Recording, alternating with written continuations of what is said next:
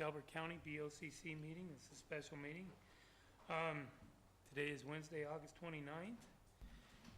It is now 9:01. Could we do, Rachel, a roll call, please? Yes, sir. Commissioner Richardson? Here.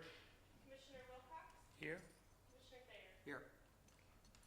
You've got really short agendas, so however, we do have an agenda, so Mr. Chairman, I move that we approve the agenda as included in the meeting notification. okay. I second. All in favor? Aye. Aye. And before we go much further, can we stand and do a pledge of allegiance, please?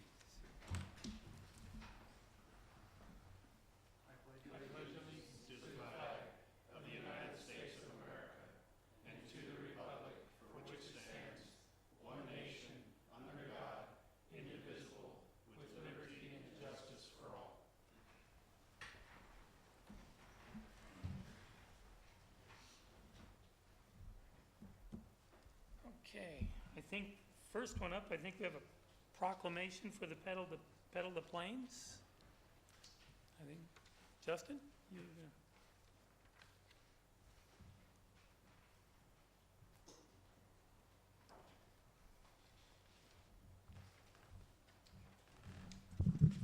Good morning, Commissioners. Justin Clausen, Director of Administration. As I spoke last time, we're expecting a pretty good event with the Pedal of the Plains coming mid-September timeframe.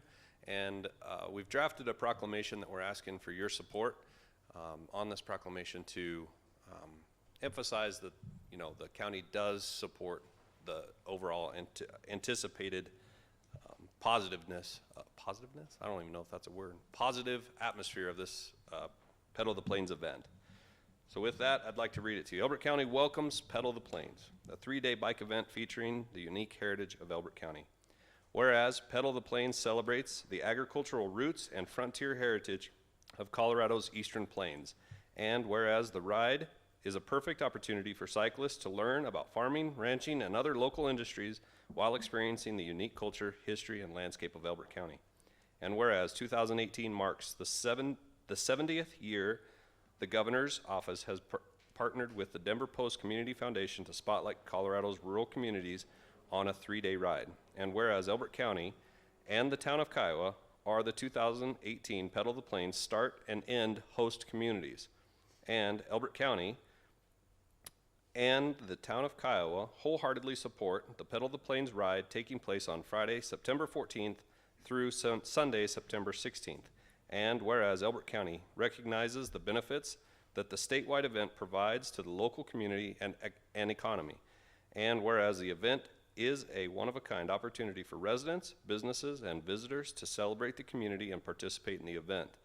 And now, therefore, be it resolved that by the Elbert County Board of County Commissioners that we enthusiastically support the Pedal of the Plains event, and that we encourage every local resident and business to participate in the event or attend the community activities on Friday, September 14th and Sunday, September 16th. Just as a comment, at least the one that was on the website, there's a typo in there. You call it Easter Plains rather than Eastern Plains. We probably can fix that before you sign it. Is that? I'll take a look at it and make sure before the one you sign is correct. Yeah, so. We all enjoy Easter. Yeah. That's all I have. All right. have any comments? No, I think No? it's the right thing to do. Yeah, that's good. We clearly support it. We do? Enthusiastically? Yes. I Okay, will do we have- I would move that we proclaim it as so. Okay. I second the motion. Well, do we have any public comment on our proclamation? No? All right, we got a motion and a second. All in favor? Aye. Aye. Okay, on to the next item. Consideration of the library board appointments. I believe we have 2.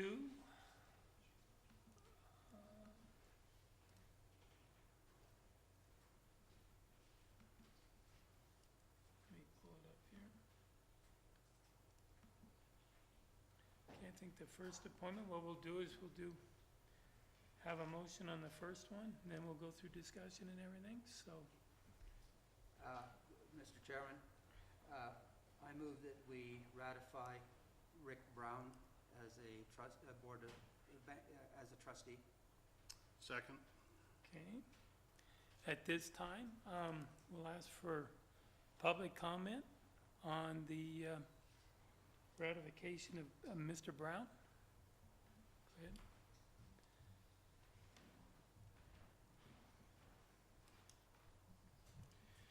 I think actually, my comments apply to both candidates. I have Frank, you have spoken. to give your name and address. What's that? Oh, Frank Reeves, Elizabeth, Colorado. I have spoken to the director of the library about some of my concerns. He was very gracious, and it's pretty obvious that we don't see things in exactly the same way. He was very proud of his team, and my thoughts are that this team, and actually it's a previous team that started the ball rolling, bought a $1.4 million building. They spent roughly $200,000 a year for a building that they only use less than 1/3 of it.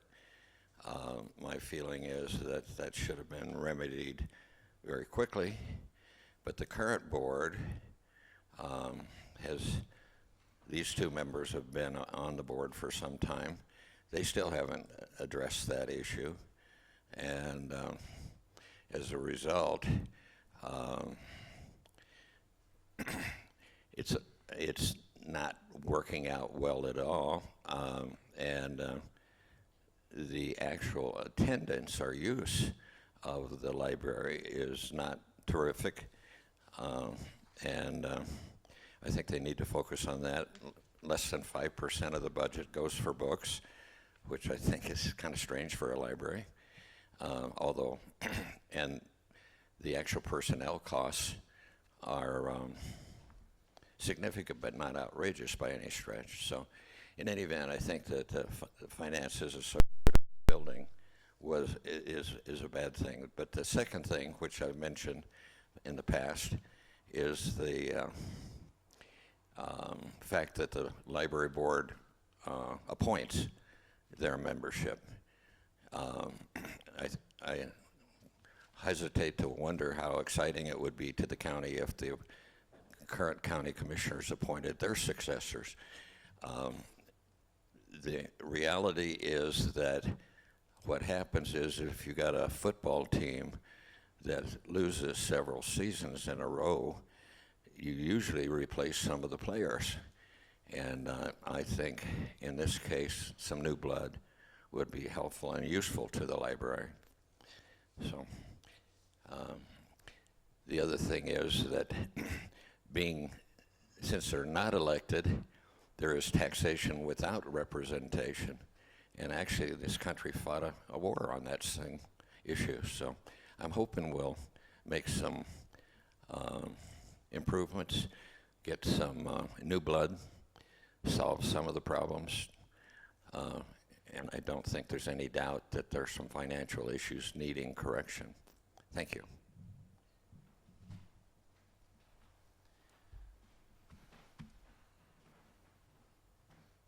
Additional comment?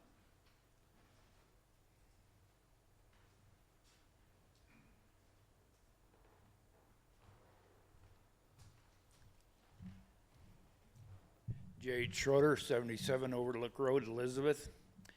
I got two things I'd like to approach the county board about on the library.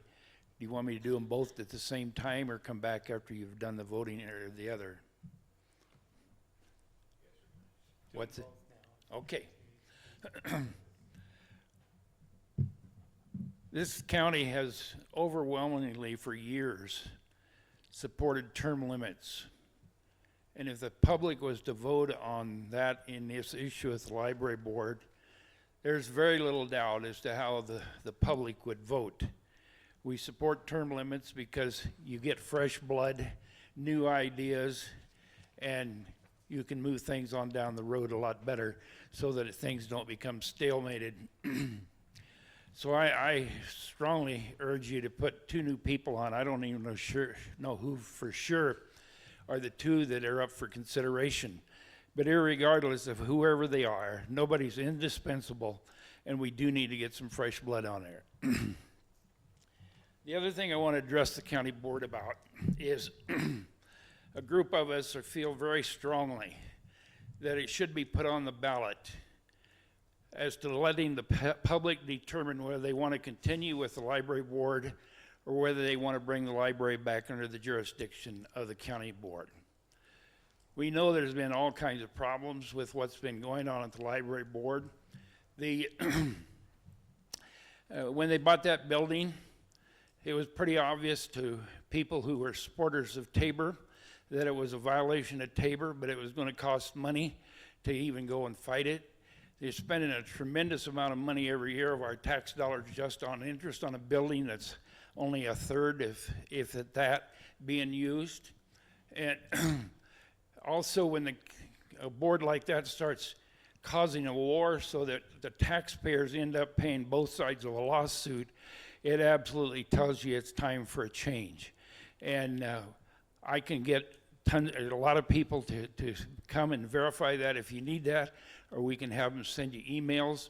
We can put it on Facebook and put an avalanche of emails into your email address.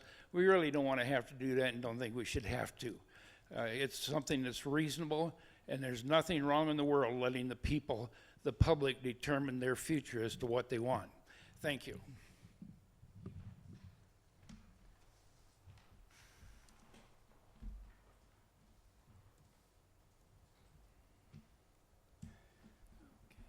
Anybody else?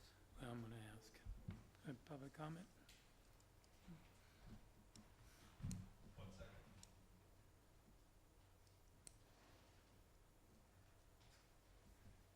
I'll be brief. Ready? Marlene Groves, 33300 Ridge Road.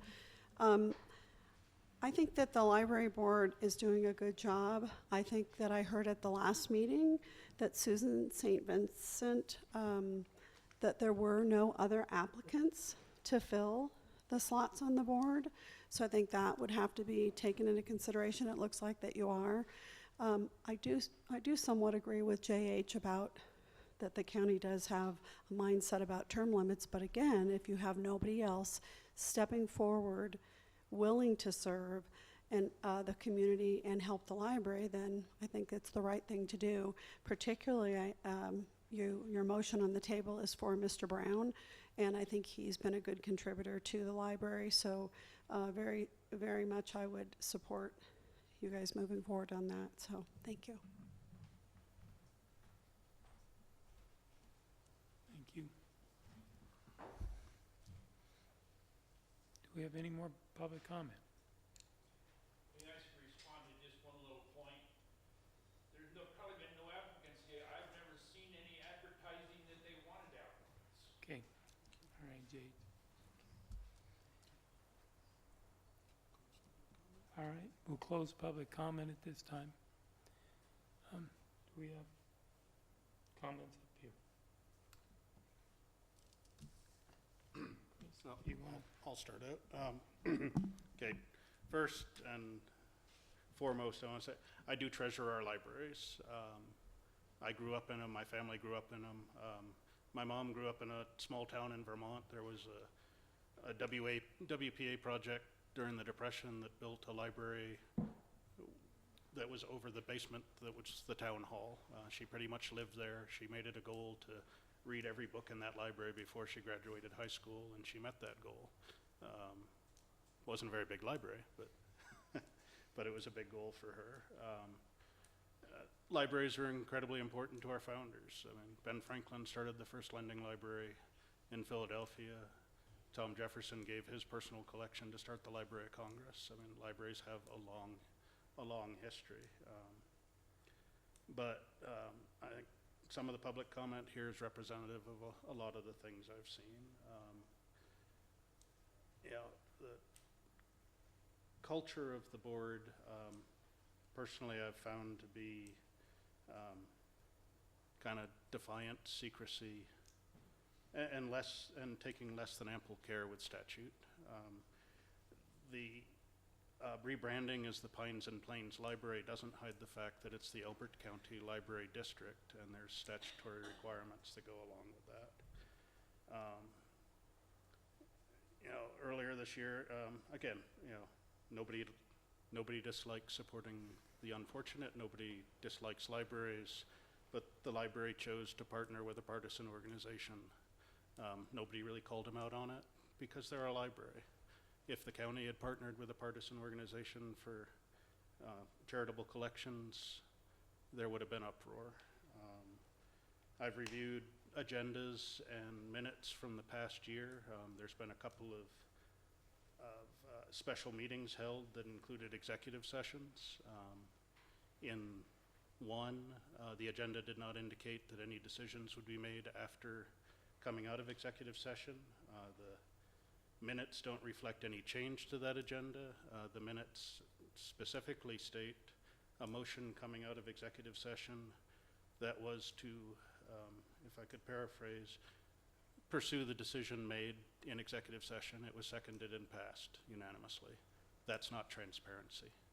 I have no idea, looking at the record, what the public decision was made. There was a second one a few months later. That agenda did indicate that there would be decisions coming out of it, but again, the agenda just said that we're going to do what we decided in executive session. That's not transparency. I know I received an email from Mr. Reeves yesterday that I think may have come to all the commissioners, expressing a little frustration that he had put in a public records request. There's really no form.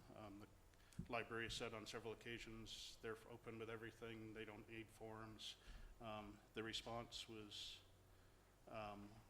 we got folks going on vacation, we won't be able to get back to you until the 8th of September. Well more than the 10 days that statute allows for response, even with justification to a public records request. It also indicated that very specific questions were being asked and very general questions were being given to. We've heard on several occasions in this room that the library is independent of the county. We don't want any authority over the library. We want to be able to handle what we're provided for authorities by statute. I think it was mentioned earlier, there is no direct answering of the library to the public. There is not direct elections. Statute provides for the library to make nominations and for the board to either ratify those nominations or deny them. There seems to have been an expectation over the years that the board would just rubber stamp anything that came forward. If we don't have the authority to say no, our yes doesn't mean anything either. To the point of people not submitting applications to join a board. Again, the culture I see on that board, I'm not surprised that people don't want to join it. But maybe some advertising would help. And finally, again, when we're talking about statutory requirements, I'd asked and had to ask publicly in a couple of meetings for a complete and statutorily complete annual report of the library. What we initially received, a very glowing report on, press release-like item from the library. It was good. It read well. I appreciate everything they're doing, but it didn't meet the requirements of the law, which are, what is the state of the trust? What is the nature and type of expenses? What are the nature of types of revenue? And then any other information that the trustees think are of public value. The information they deemed of public value was essentially all that was contained in the report. After asking several times publicly, we got some appended information, still not compiled as one report, so I'm not sure if somebody walked into the library and asked for their annual report what they would get. Certainly wouldn't likely be what statute requires. The other issue we have while we're talking nominations is at the beginning of 2016, the previous board made appointments. Those appointments, it was just a list of the entire board. It indicated what the ends of each person's term was. current board president at the beginning of 16 had a term that ended 1 January 17. At the end of 17, we received a nomination for Trustee Wildeman. That's all that was asked for. And then down below it said, here's the rest of the board. The end date for the current trustee president position was just moved to 2020. There's no associated nomination. I don't know if our records are incomplete. I had asked for some documentation to show that there had been a nomination and an approval of the nomination for that individual. Hadn't received anything. Now, by statute, the library sets its own bylaws. Their bylaws say people continue to serve until somebody's appointed in their place. So there's no concern in my mind that that's not a valid trustee, but my concern is just the process. The library has a professional director. The libraries function very well. The role of the trustees is to provide oversight and ensure the libraries are operating under statute and that there's proper funding. I think right now the culture of the board needs to change. I don't think any individual has done anything so heinous that we would remove them from office, but the only way to change the culture of the board at this point, I believe, is to change the people on the board. So that's what I have to say.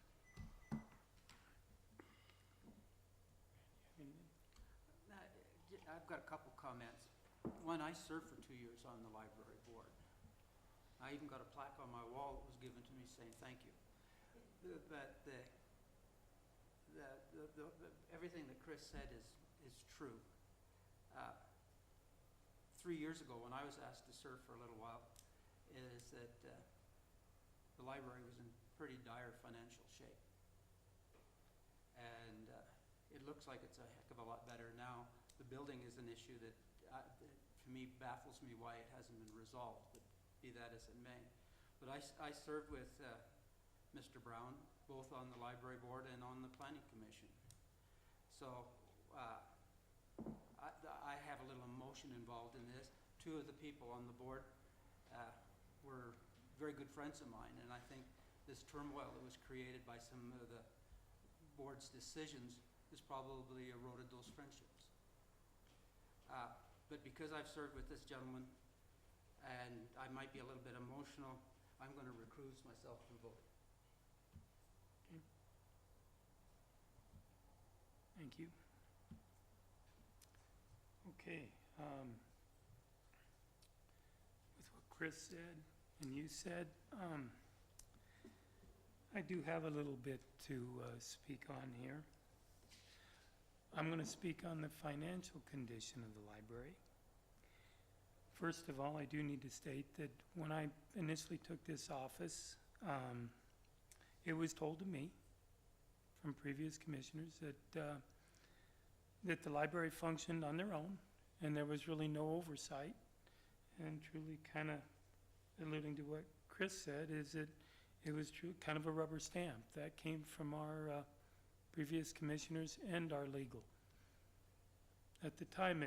And at that time, that kind of prompted looking into things as to what our purpose then was. So that's really what prompted my attention into looking into the library district and how it functioned and everything else. So that was the start of kind of my interest. The Elbert County Library District is funded by property taxes. 90% of it is 90% of their revenue is through property tax. SOT taxes accounts for about $100,000. That property tax property tax is 2.5 mils on almost everybody's tax record. You'll see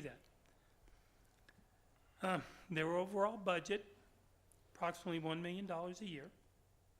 I think this year, it's right at just slightly over. Let me talk a little bit about the purchase. The Elizabeth Library was purchased in 2009 for $1.45 million. Okay, at the time, the county assessor had an actual value, assessed value, actual value of 1.23. And it's not uncommon to pay more for a structure, a building, property than what it's assessed at. That's not uncommon. And at the time of this purchase, the current board was not in place. Okay. The building at the time, and now, 13,000 square feet.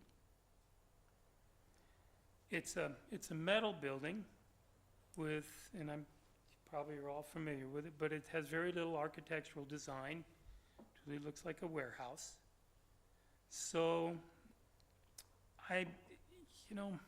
that was a little bit, comparing the price to what we actually got, that was concerning. The next thing is, when they started to operate, they operated in 4,000 to 5,000 square foot of a 13,000 square foot structure. And that, to this date, has not been remedied, or that additional space has not been accounted for. Now, how they purchased it, they did a lease purchase option, and that was probably, I don't know the specific reasons, but I would guess that to incur debt, they would probably have to go to a vote of the public. So this lease purchase option was a way to not bring it public and able to purchase the building without that process. So now let me get into how they purchased it. Through a lease purchase option, started in 12, and I only go back that far because I'm basing everything off the budget numbers. That's what I'm looking at. Their first year in 12, they'd paid $115,000 for their lease. 13, they paid $10,000, or $104,000. I'm sorry. 14, they paid $104,000. In 15, they refinanced, I believe. I think they refinanced at that time. They dropped their payment. They dropped their payment to $69,000, $69,345. So in 15, 16, 17, 18, they've got a consistent payment of $69,000, just almost $70,000 a year. Now, there were a couple caveats to that. So, over this term, the one thing you need to consider is that they spent almost $500,000 on leasing a building that they're occupying less than a third of the space. Okay. Two other items. When they did their refinance, they set up a balloon payment that I believe is due in 2020, and I think it's just over $700,000. Now that meant they have to put in reserve at least $100,000 a year to meet that balloon payment. So from the initial purchase, then I'll go back, this is the second point, from the initial purchase, and you can go back and look, their initial intent was to then lease the additional space in that building. The whole upstairs, other parts in the rear, could be leased as office space. That was their intent, which is not a bad idea. That was probably a decent decision. Don't know what happened. I just looked at if they had accommodated that, if they had done that, literally, and I'm just looking at $1.50 a square foot, 6,000 square foot, that's about $108,000 a year. They could have brought in. That never occurred. There were some reasons, and the research that I've been able to, through research I've been able to find out that there was a couple issues related to this. One was there was a tap fee required by the town, and there were some paving requirements. Okay, don't know totally, I've heard different numbers as to what it would cost them to do the improvements in order to just lease space in that building. Did find out from the town, tap fees, water tap is $7,500. Sewer tap is $7,500. There's an additional $1,000 fee that goes along with that. So to the tune of about 16 grand, 17,000, they could have probably started leasing space. Now there was a asphalt requirement. I believe they had to pay part of the structure. Don't know how much was required. It was, of course, going to depend on the tenant. But asphalt is about $250 a square foot. Don't know where that would have put it, but whatever. They could have recouped their investment quickly. So, and I did look a little further into, from the minutes of a meeting in 2017, it looks like they funded the water tap and possibly the sewer tap, because it looks like they expensed $18,000. Wasn't able to find out because it wasn't detailed, but I think they expensed that. So they're attempting to bring it up to compliance so that they could lease it. So really, what it amounts to, they've been spending over $170,000 a year since, well, essentially 2009 to just occupy 4,000 to 5,000 square feet. So there's another issue associated with their fiscal management. And this came out initially when the board presented to us early. I think this was in 2016. It had to do with the Gallagher adjustment, okay, the assessment rate. What would have happened? And it was fortunate that the state chose not to go to the lower rate that was considered. I believe at the time it was considered 6.2, 6.4. But instead the state kind of chose to go to 7.2 based on state assessments. That was okay, that helped.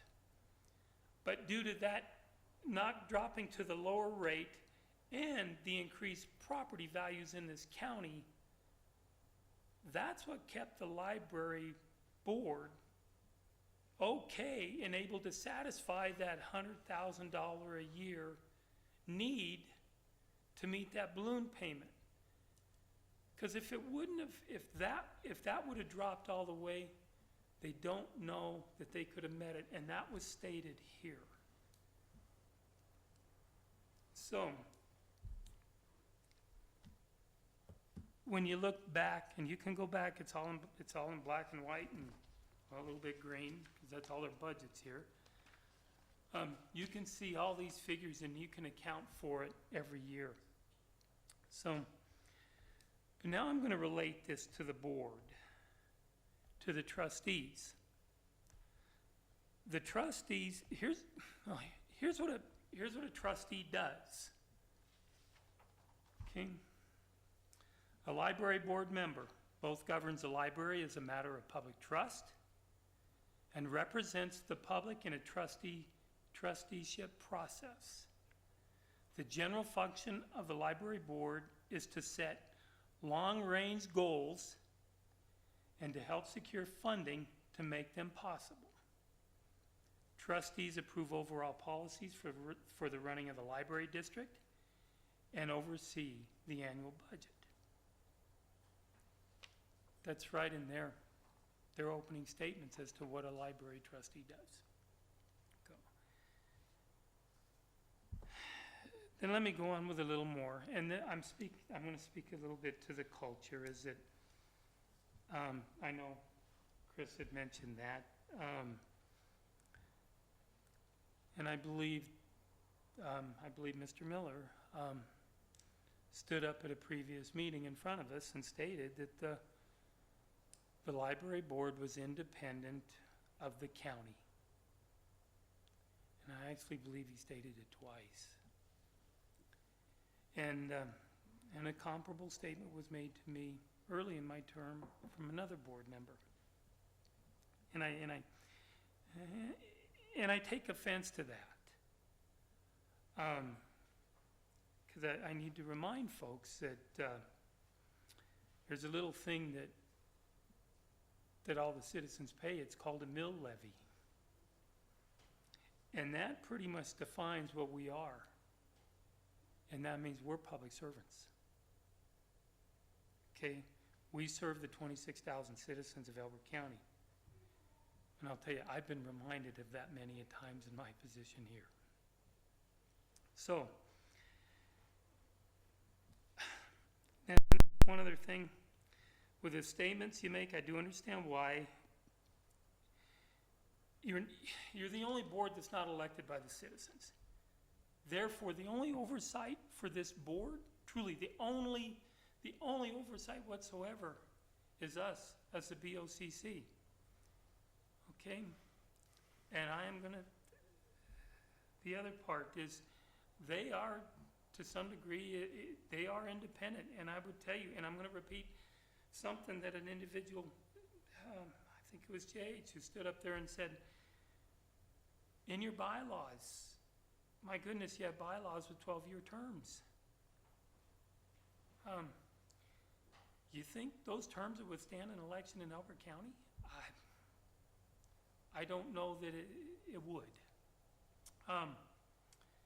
Now, to the board, to the culture, the philosophy existing in this board, I have to recall what Ms. St. Vincent said, and I believe in our last meeting.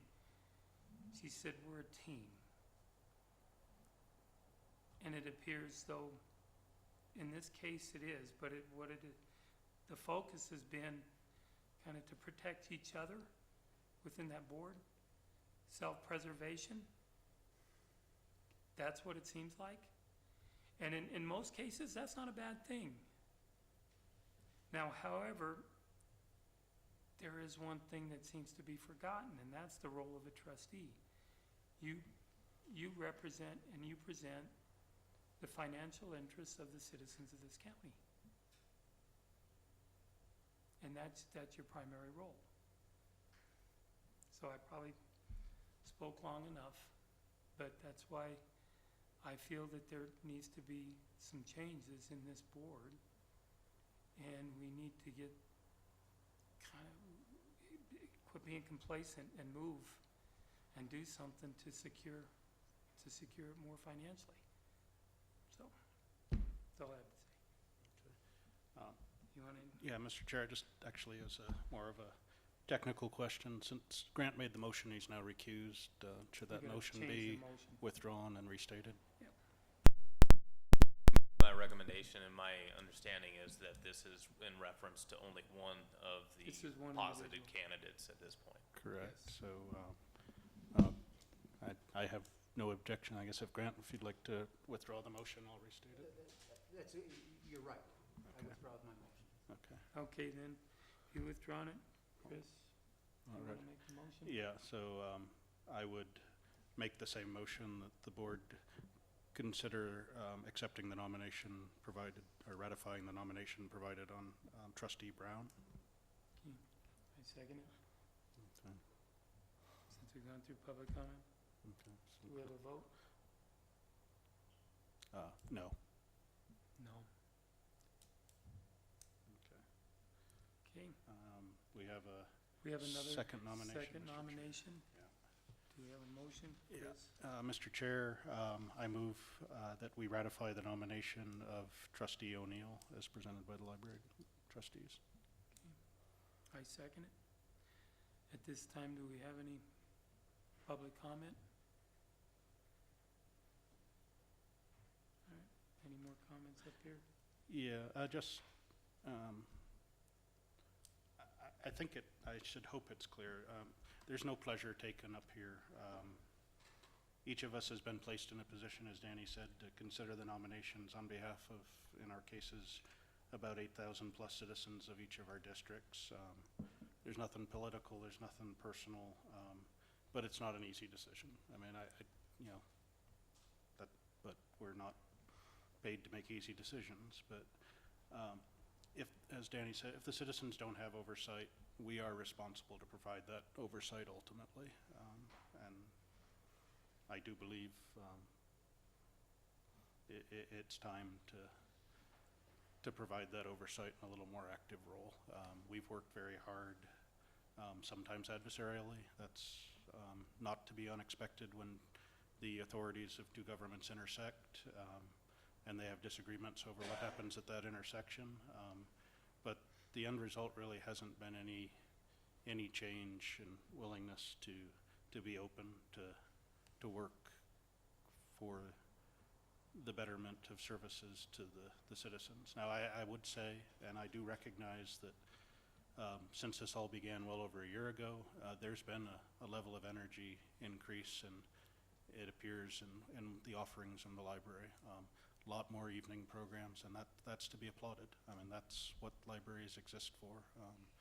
We're multimedia now, and that's a good thing, but I think, not to beat a dead horse at this point, it's time for a change just in culture. So. Thanks, Chris. I have nothing else. Okay. So we have a motion. Okay, on we that. got a motion and a second. Vote? No. I already asked. Oh, I'm sorry. So, no.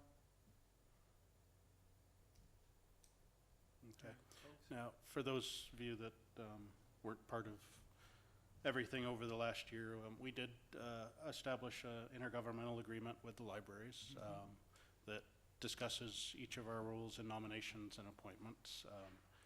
The denial of these two nominations doesn't eject these two people from the board. They continue to serve until appointments are replaced under the library's bylaws.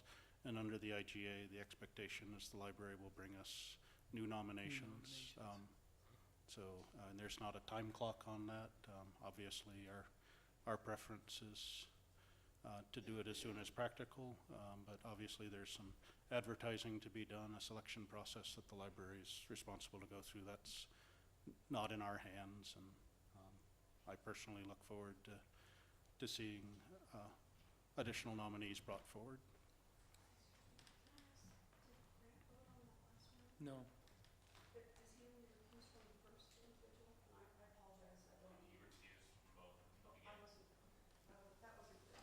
That was my intent anyway. Yeah. I knew what you meant. Along with what Chris said, one thing that the current IGA does state is that in the IGA, we weren't required to provide a reason for our decision. However, we thought, this needs to be, we really need to state our reasons and okay. The current IGA doesn't require that we state a reason as to why we made the decisions we did.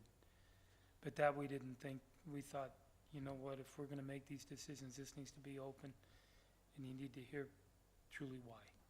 So that was the other part of that IGA that I wanted to bring out. So. Is it correct that Grant refused to Yes, serve on both. those votes Yes, because of his past affiliation with the library? Is that? yes. Yes. So, okay, move on to the presentation from Let's Go Colorado.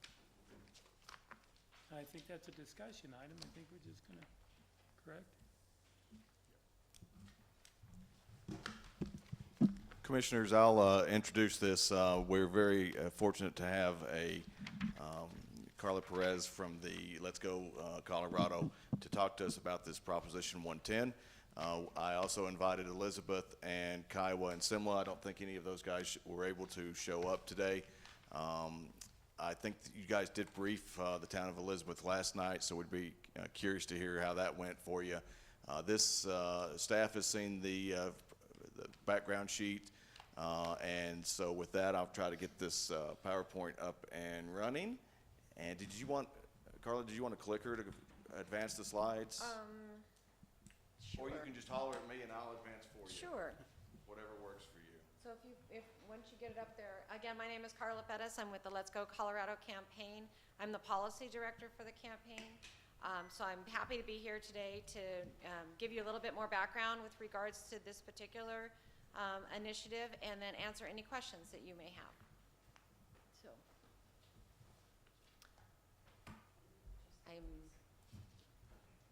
There we go. is it coming?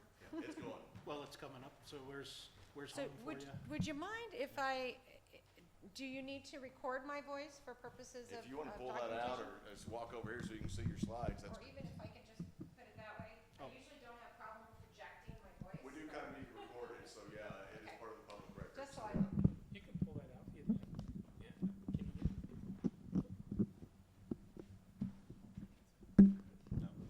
there we go. Thank you. So as I said, this Let's Go Colorado is the name of the campaign. It's Proposition 110, which you'll see on the statewide ballot this November. So if you go to the next one. So first and foremost, the reason why we're here coming forward to you today to talk about this proposition is because we have a major challenge with regards to our transportation system in Colorado. I know this is probably not a surprise to many of you, but we are running about $1 billion a year shortfall just from the state highway system side. This does not talk about even the shortfalls that exist at the cities and the county level. We recognize that as a state, we have a General Assembly that's facing a variety of varying interests with regards to how to prioritize the dollars in which they have. And as a result, we are not seeing as much investment in that transportation. Gas tax as a revenue stream has been diminishing, and we recognize that, as I said before, our transportation system is diminishing, and we're having more and more challenges on our system. So how did we get here?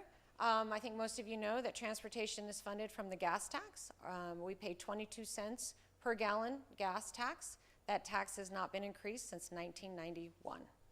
That tax is collected by the state. It is distributed to the state, the cities, and the counties. So the cities and counties get a portion of that.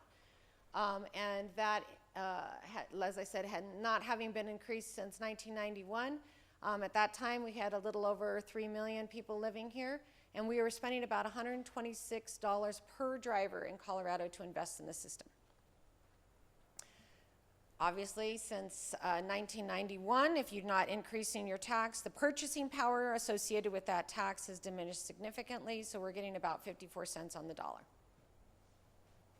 In addition to that, we all know that we are seeing fuel efficiency in our vehicles. That's great for all of us. We're able to get more per gallon, but it's not great if your revenue stream is tied to how much you're paying per gallon.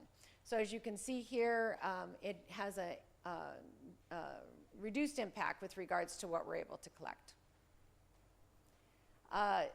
Population. We've known that the population in Colorado has also been growing significantly, which is more wear and tear on the existing system that we have.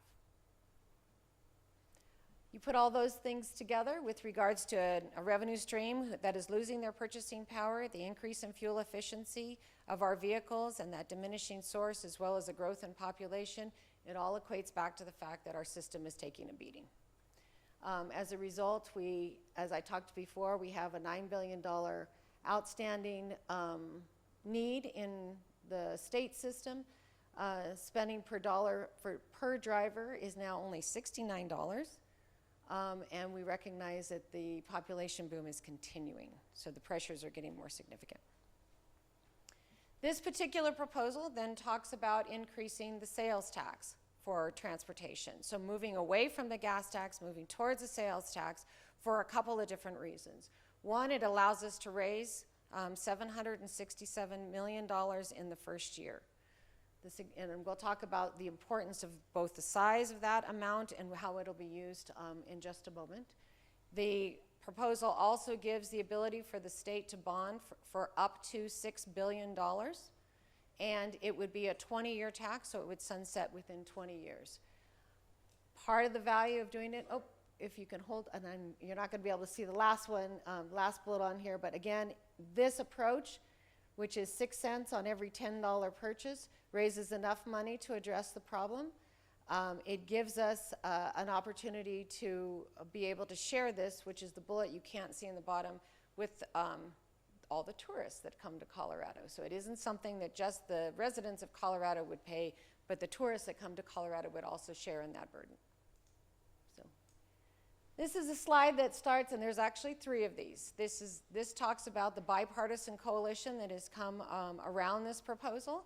And as you can see, we've got chambers of commerce, business communities that are participating, associations that are participating in endorsing this proposal going forward. If you go to the next slide, you can see we've got counties. All the counties are starting to come in. Everybody was kind of waiting until it was ratified, so we only got ratified in terms of the number of signatures that we had submitted to the Secretary of State in order to make it onto the ballot last Friday. So now we're starting to get the local entities that are endorsing this proposal as well. Municipalities, local elected officials in terms of their personal endorsements, we're up to 46. We got 22 endorsements just in the last day. So this just continues to keep growing as you go forward. And then if you go to the next one, these are all the regional organizations, Club 20, Pro 15. We have Move Colorado, which is the organization that I represent.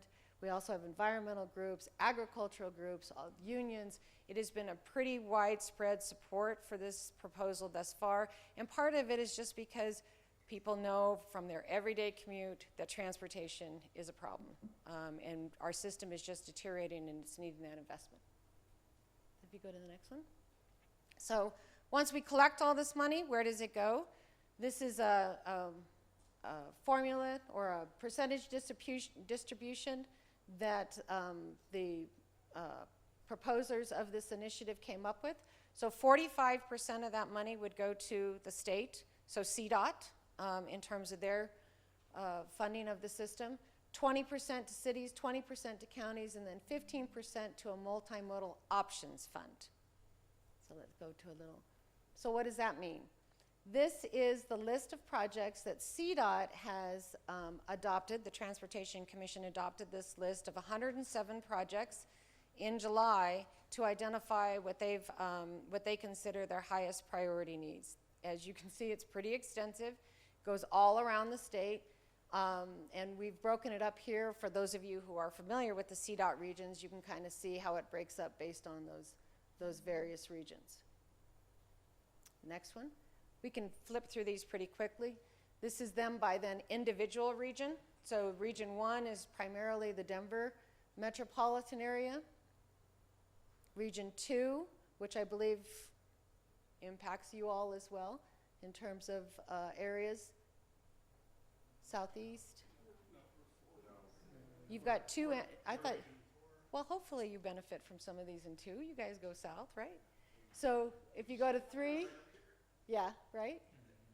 So go to, yeah, because that's you right there, 86, right? So go to the next one. Region 3, this is more out west. Region 4 is the next one. There's you. Yep. There's actually no projects in Elbert County. No, there aren't. Not specifically in Elbert County. But I'm going to tell you why that's going to be okay. But I'm going to tell you why that's going to work out for you. Look, so go to the next one. Well, but it's deliberate. Not deliberate. That doesn't sound right, did it? Boy, that didn't sound right at all. Let me take that back. Let me take that back. I'll show you how you still benefit. How about that? Region 5, which is southwest. So here are then the numbers specifically associated with your area. And the value is that there was a deliberate intent to make sure that all of this money didn't just go to CDOT, that all of this money didn't just go to the state for state highway purposes. It was deliberate to make sure that the cities and counties got an allocation out of this proposal. That's what I meant by deliberate. No, I think they put Kiowa County in here. I think because that would be a county level. contribution we look at Elbert County. So the town of Kiowa, I think that's lower, isn't it? it's gonna be in between someplace, between Simla and Elizabeth. Well, I can look it up. That's about a third bigger than their total budget for the towns. My apologies. We have a staff person that puts this together, so I didn't check to make sure that the numbers were correct, so I apologize. But the point here is that as cities and counties, we recognize that it's not just the state system that's impacted. Most trips for residents in Colorado start and end on a city or county road. So we recognize that those systems are just as important to our everyday lives and the commutes that we do and how we get around for work and for pleasure. And so we recognize that it's important to be able to make an investment in that system. So this system, in some cases, as local entities, you're supplementing those public works investments with your own general fund dollars, and this is a way, I think, to help make sure that this shores some of that up. We identified over here, obviously, things that would be the types of improvements that you might want to make, but it's very similar to what you're currently investing your highway users tax fund dollars in right now. So it's just an extension of that in order for you to be able to do that. So, any questions with regards to this? If not, you can keep going. The other piece is a multimodal mobility piece, and this is really to try to create the opportunity for there to be options. So in this particular proposal, it has a portion of the money that goes to the state level that the state then can work with its local planning partners in order to be able to prioritize multimodal projects on a statewide basis. But then after that, 85% of that money goes back to the local entities for you to be able then prioritize for project priorities that you may have. And it is specific in this proposal not to dictate down to you what those investments would be for those multimodal options, but to be able to, for you to be able to have those conversations with your constituents about what those priorities may be and how you may choose to invest in dollars. For example, one of the things we see in many of our rural areas as a request is being able to have dollars that can help invest in on-call transit services to help support our elderly so that they can get to their healthcare needs or whatever other services that they may need. We also have heard from rural communities that they're very interested in seeing widening of shoulders in order to be able to accommodate bicycles, perhaps.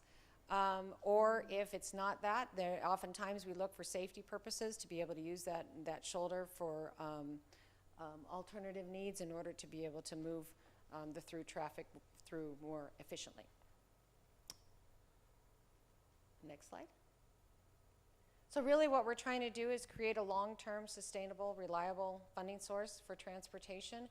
We recognize that it's something that needs to be done on a statewide basis and, if you will, float all boats so that we're not looking at just something in the metropolitan area or just something in individual communities, but really looking at how we can improve the system on a statewide basis. And also recognizing that we want to sustain that authority that currently exists at the local level in order for you to identify your priorities and make those investments as you see best fit with your constituents. And I think that's the end of my presentation. Any questions? Yeah, a couple. Uh-huh.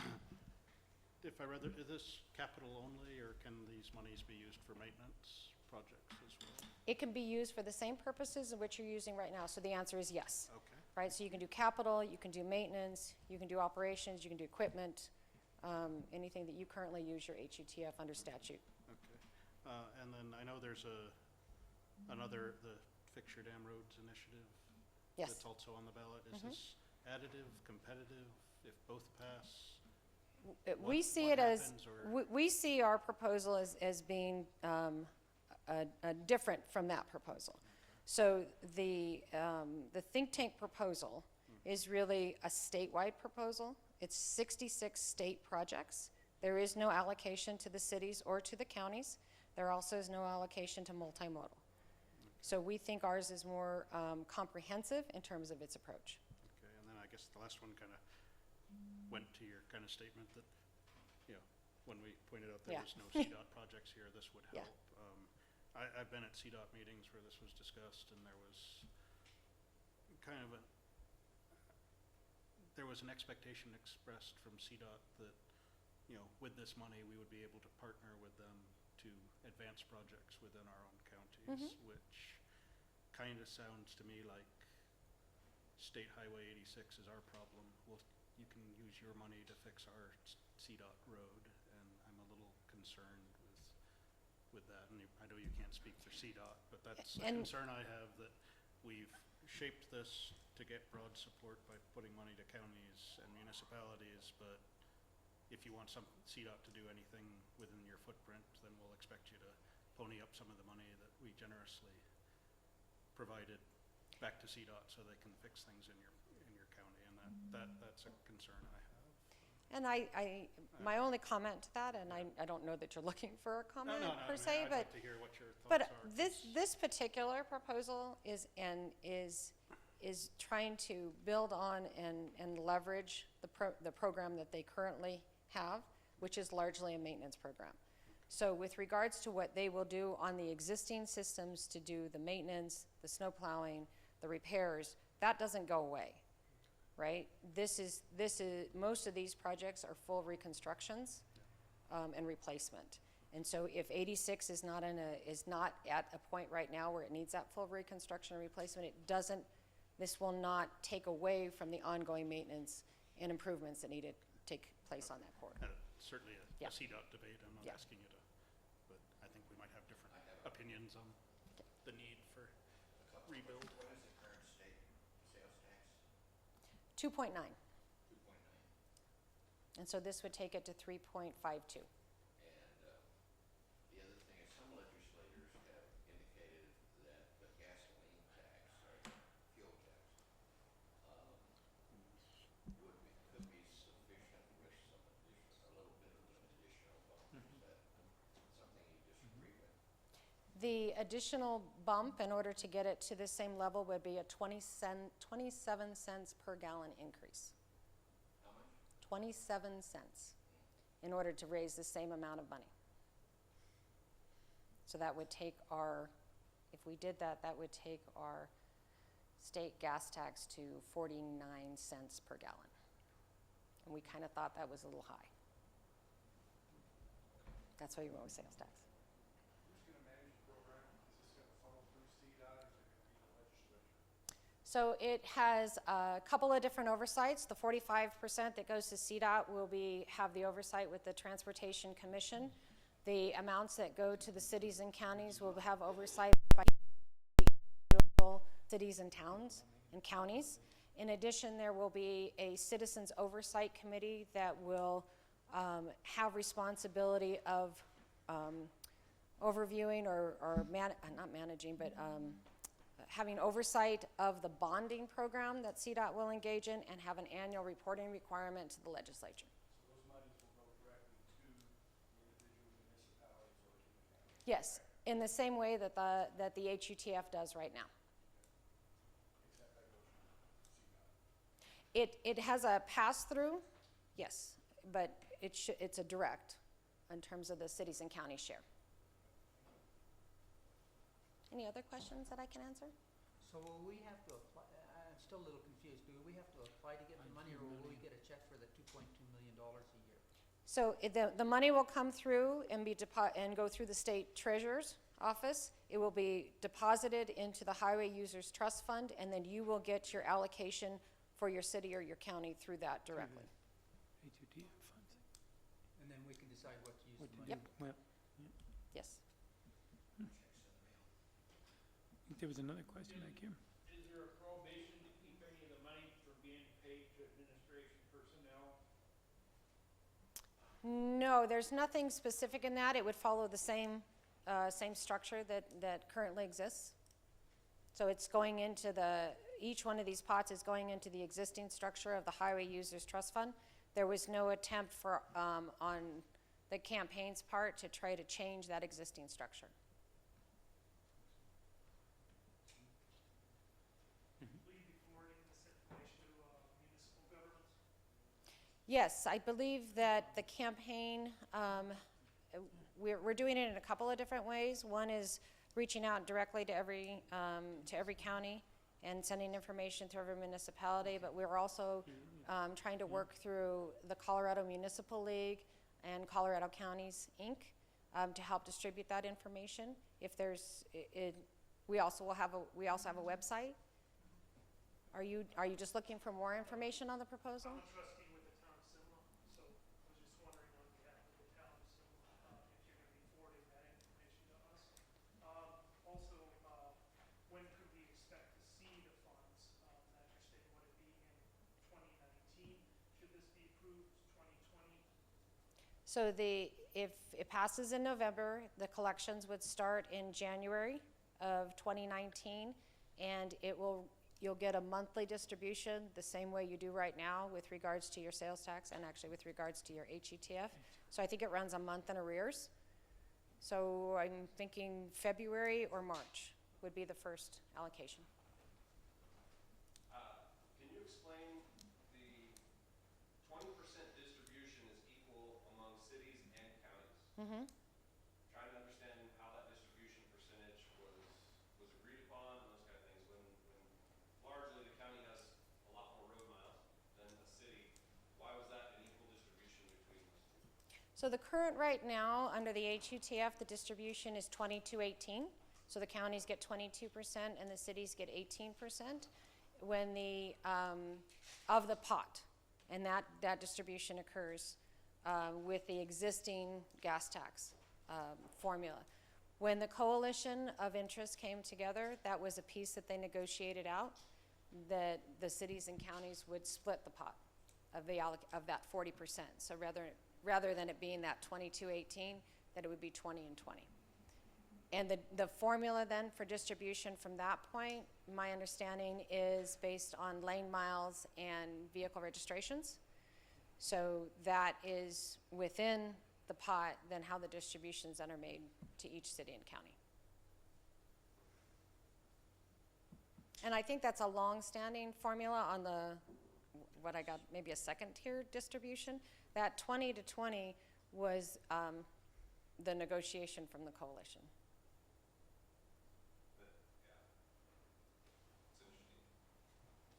It's interesting. There's a lot of road miles in the county versus a city.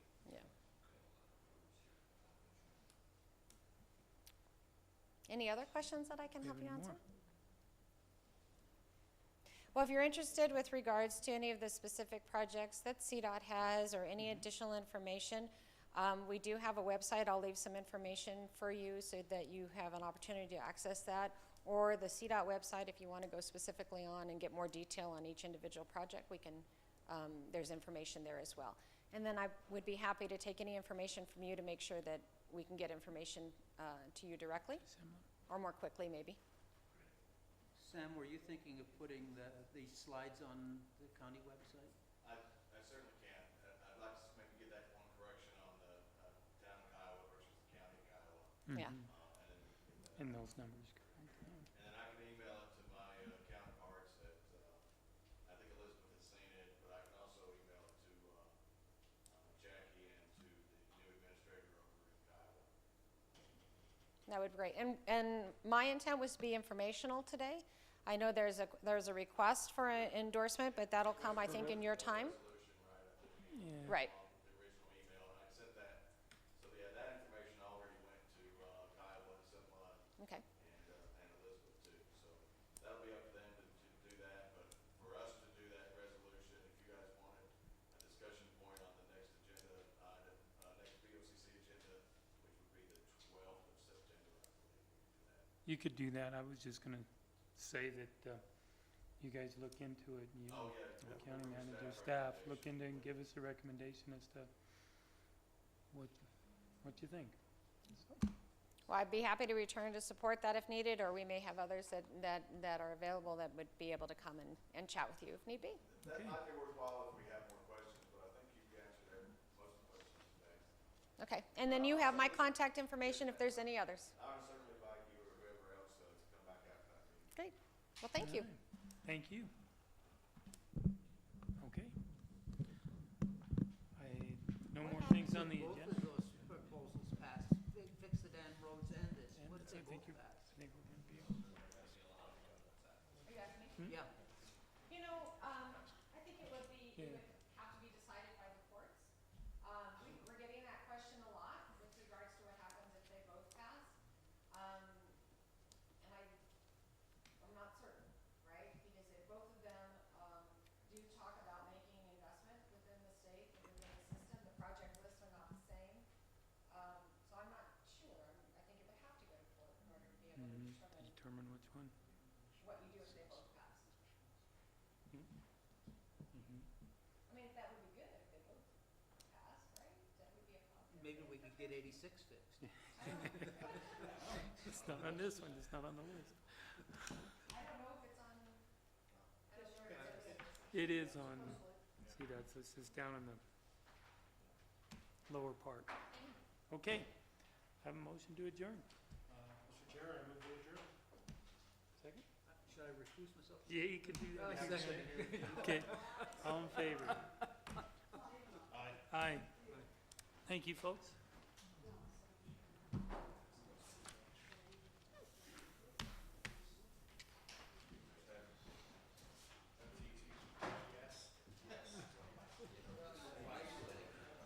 Now, do you have a special interest here?